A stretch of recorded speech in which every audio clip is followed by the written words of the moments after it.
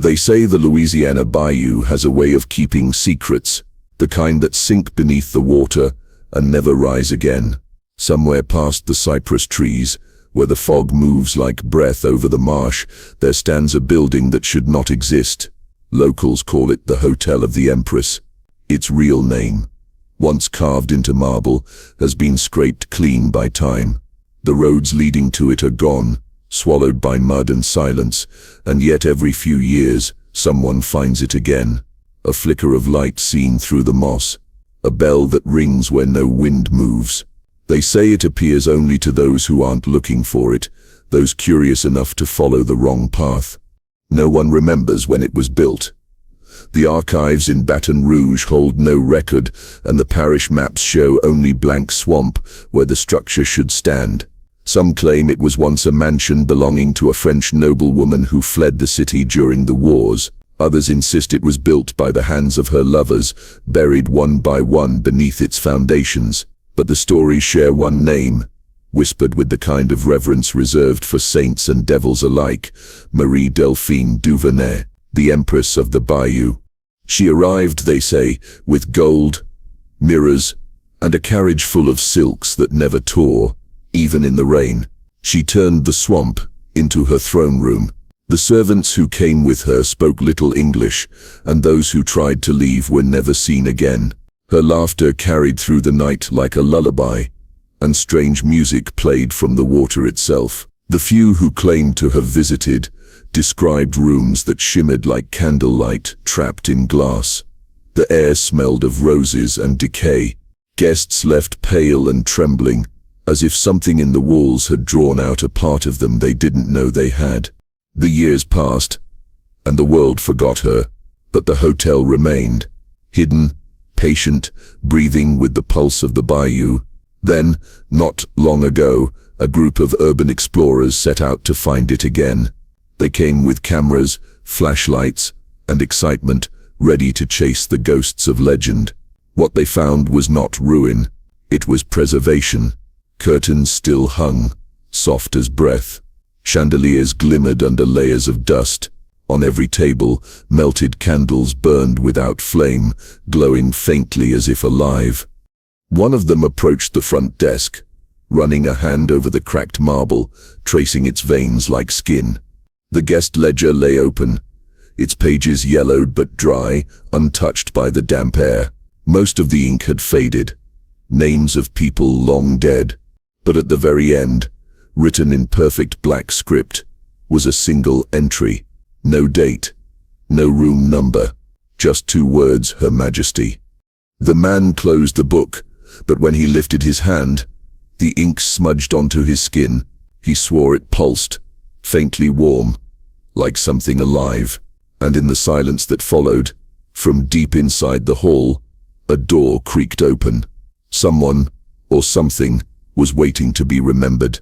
The journals were found behind a rusted door in the hotel's cellar, sealed in a wooden chest bound with wire. The air inside was heavy with perfume and rot, as if the pages themselves were still exhaling her breath. They belonged to a woman who called herself Marie Delphine Duvernet, though the handwriting changed halfway through, as if 2 voices shared one hand. The first entries spoke of beauty, of lineage, of silk gowns that never stained, and mirrors that never lied. But as the words went on, the tone darkened. Parties that began with laughter ended with screams. Guests arrived in carriages and left in whispers, their eyes glassy and hollow, as if something sacred had been taken from them and replaced with hunger. In New Orleans, they called her the Empress of Pleasure. Her gatherings were whispered about in parlors and behind church doors, nights of excess where rules dissolved and decency drowned in wine. Pain was mistaken for love there, and devotion for obedience. But the final entry from the city was short. They came for me tonight. I will not be taken. After that she vanished. No record of her trial, no burial, no body. Only rumors that she fled south, deep into the swamp, where her name would live on in the dark. The hotel became her kingdom. Guests didn't pay for rooms, they paid for silence. There were no clocks, no windows, only the hum of unseen music that seemed to follow them from floor to floor. The journals speak of rituals disguised as romance, of candles burning blue, of a kiss that left bruises shaped like crowns. She promised her followers transformation through desire, that pleasure could peel away the soul until only truth remained. But the truth, it seemed, was far crueler than flesh could bear. Servants began disappearing one by one, their uniforms found folded neatly at the edge of the swamp. Artists she commissioned to paint her portrait were driven to madness. One gouged out his eyes, saying he'd seen her beauty from the inside out. Another vanished before finishing her smile. The journals shift again then, written in frantic ink. Someone describing rooms that rearranged themselves overnight, walls that pulsed like lungs, and doors that whispered their names as they passed. No one knows how long she reigned within those walls, or what became of her when the bayou swallowed the road. But locals say the hunger she carried never died. Even now, those who dream too close to the water wake with bruises on their necks and the scent of roses on their sheets. They say the Empress still feeds on desire, and every dream is just another invitation. The explorers returned the next night, drawn by something they couldn't name. The air was heavier, sweeter, as if the hotel had been waiting for them to come back. They moved carefully through the corridors, flashlights sweeping over velvet drapes and mirrors that reflected nothing but fog. When they found the staircase leading down, it was hidden behind a curtain embroidered with golden lilies, the fabric strangely warm to the touch. Each step creaked, as if the wood had lungs, sighing beneath their weight. The basement wasn't what they expected. It wasn't damp or ruined. It was preserved, untouched by time. Tables were set for dinner, glasses half filled with wine that hadn't turned, candles burned down but still glimmering faintly, as if flame and shadow had learned to share the same body. One of them reached for a chair, and when his hand brushed the armrest, he pulled back in shock. It was warm, like someone had just been sitting there. The air smelled of roses and something sour underneath. A radio crackled from nowhere, faint music echoing through unseen halls. Then they found the chamber. A long wooden table stood at its center, covered with porcelain masks, dozens of them. Each face was delicate, flawless, almost human, with lips painted the same blood red. Tied to every mask was a paper tag, each marked with a name written in the same graceful handwriting they'd seen in the guest ledger upstairs. One of the explorers began reading them aloud. At first they meant nothing, until another recognized a few names pulled from old news archives. People who'd vanished from nearby parishes decades apart. A farmer, a painter, a tourist couple. Every name had been recorded in the hotel, and every face was preserved in porcelain. Then they noticed something else. The masks weren't resting flat. Beneath each one was a faint, shallow curve pressed into the wood, like the table had once been soft, as if the faces had formed it from the inside. That's when they heard it, faint laughter drifting through the vents, high and breathless, followed by a whisper so close it felt like breath on skin. One of them froze. She swore the walls had spoken her name. Another whispered that he saw his own reflection smiling at him from inside a mirror, though he hadn't moved. The deeper they went, the more the hotel began to change. Doorways stretched longer than they should have. Their voices echoed back in tones that weren't theirs. Even the air seemed to pulse with recognition, as if the building itself was remembering them. And somewhere in the dark, a voice purred softly, not from the walls, but within them, welcoming its new guests, who would never check out. The ballroom stretched before them, like a cathedral built for the dead. Its chandeliers hung low, their crystals draped in cobwebs, trembling with the weight of silence. The explorers' footsteps echoed faintly, stirring clouds of dust that shimmered like ghosts in the beam of their flashlights. In the far corner, hidden beneath a torn velvet curtain, they found it, the portrait. It was massive, easily 10 feet tall, its gilt frame carved with roses and serpents entwined. The canvas had darkened with age, but the figure at its center still glowed faintly, as if lit from within. She sat upon a throne of shadow, dressed in lace that shimmered like oil, her face pale and perfect. The eyes were what caught them. Not painted, but alive in their stillness, so detailed they seemed to follow the movement of light. One of the explorers, a woman named Clara, stepped closer, her breath fogging the air. "It's her," she whispered. "The Empress." She reached out with a cloth, brushing the dust away. Each stroke revealed something new. The folds of her gown, the faint glint of jewels along her collar, and then faces. Dozens of them, small and almost invisible, painted within the shadows of her dress. Some wept, some screamed, and others simply stared with hollow eyes. The realization spread through the group like a chill. The Empress wasn't surrounded by darkness, she was wearing it. When they shone the flashlight closer, the paint caught the light in strange ways, too thick, too textured, like layers upon layers of something not meant for art. Samples later taken for analysis would reveal the truth, traces of human bone and blood mixed into the pigment. Legends had whispered of a lover, a painter who adored her so completely, he offered his craft as worship, creating each portrait from the remains of those who displeased her. They said she believed beauty could be eternal if bound by blood. Clara stood transfixed. The others called her name, but she didn't move. Her flashlight flickered, and in that brief darkness, she swore the Empress tilted her head. When the beam returned, the eyes were looking elsewhere, no longer past her, but directly at her. She stumbled back, the cloth falling from her hand. Later, when the footage was reviewed, the group noticed something strange. For a single frame, less than a heartbeat, the portrait blinked, and in the reflection of the camera lens, the Empress smiled, not wide, not cruel, but knowing, as if she had been waiting for this moment, as if she had always known they would come. The wine cellar was colder than the rest of the hotel. The air felt heavier there, as if it remembered things the walls above had tried to forget. Rows of dusty bottles lined the shelves, labels long melted away by time. One of the explorers knocked on a wall and heard something hollow behind it, a faint, empty echo.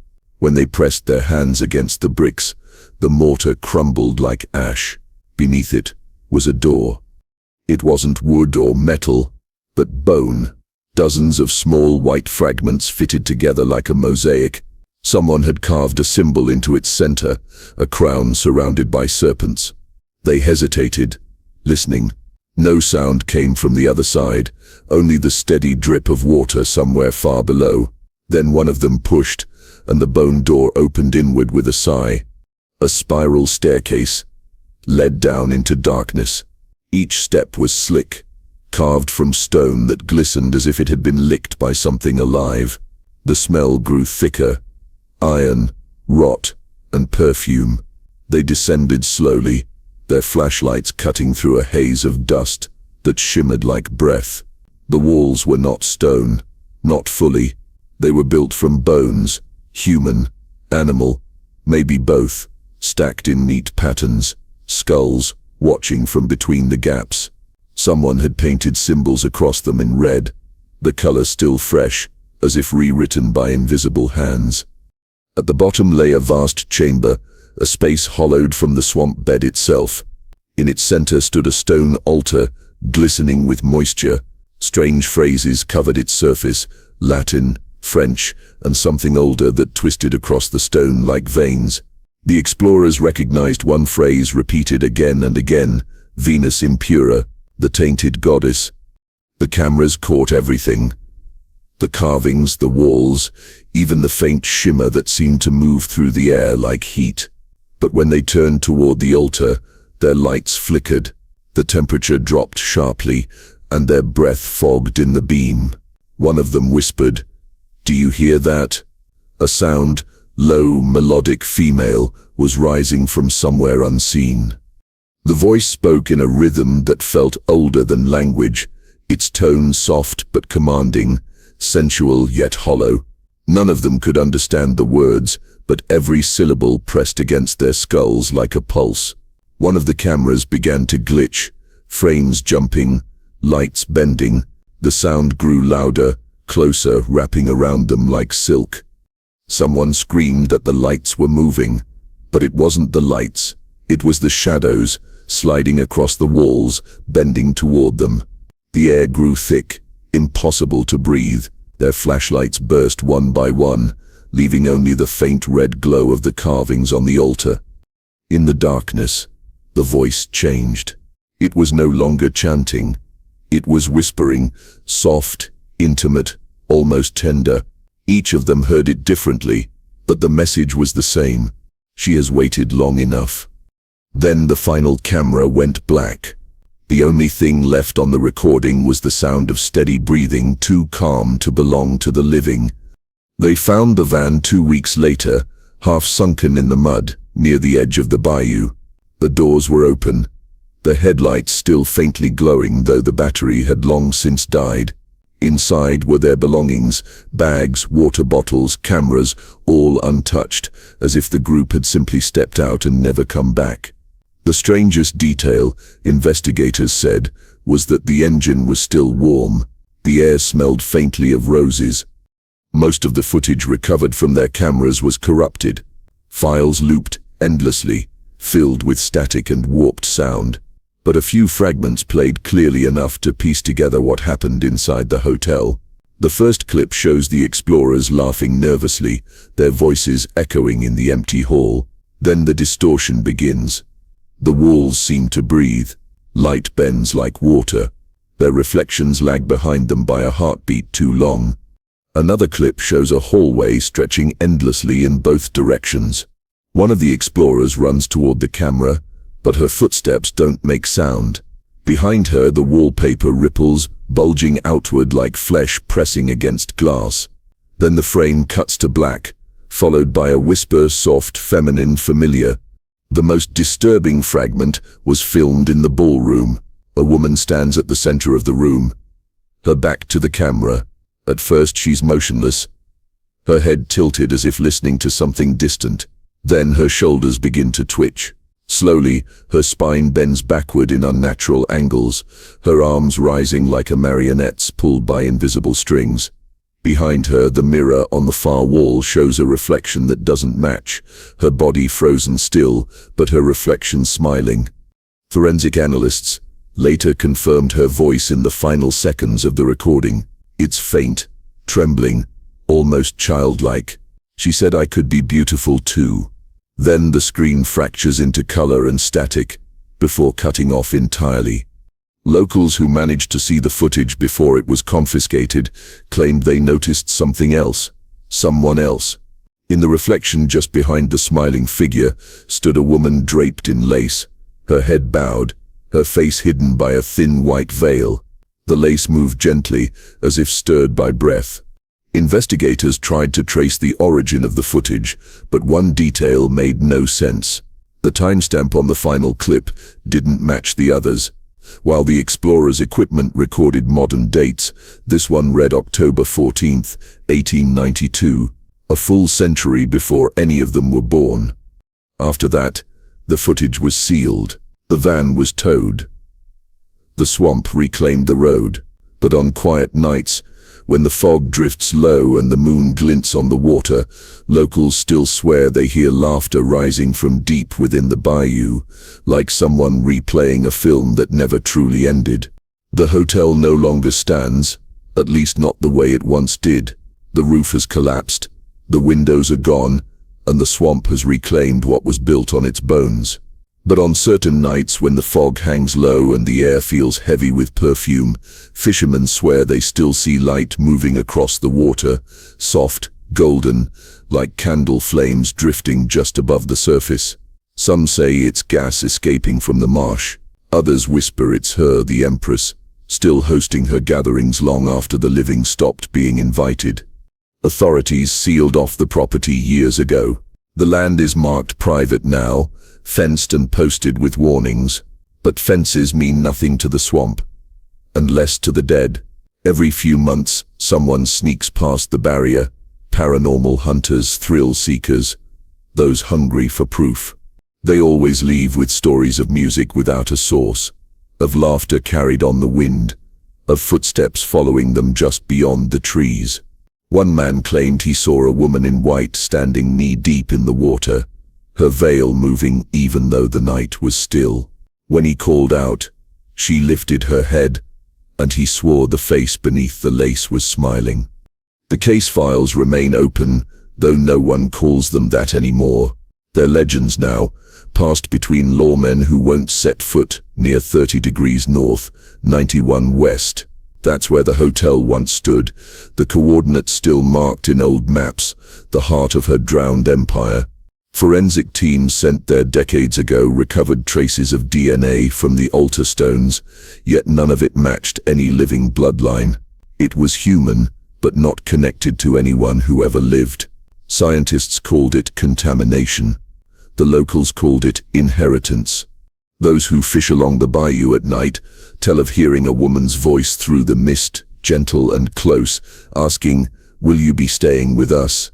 They say the sound carries a promise that sinks deep into the chest, a warmth, almost loving, that turns to ice when the water ripples and no one is there. Every year someone disappears near those waters. Hikers, photographers, travelers, with more curiosity than caution. The police never find bodies, just belongings. A shoe tangled in reeds, a camera still recording, a phone lighting up with static. The coordinates are always the same place, the same silence. Of all the artifacts recovered, only one remains untouched, a single book, its cover soft as skin, its pages unburned despite decades of humidity. On the last page, written in perfect black ink, is the message no one dares read aloud anymore. All who seek her find her, all who find her serve her. Long live the Empress. And if you listen long enough, when the fog drifts over the bayou and the candles shimmer where no light should be, you might hear her whisper your name, softly, like a welcome.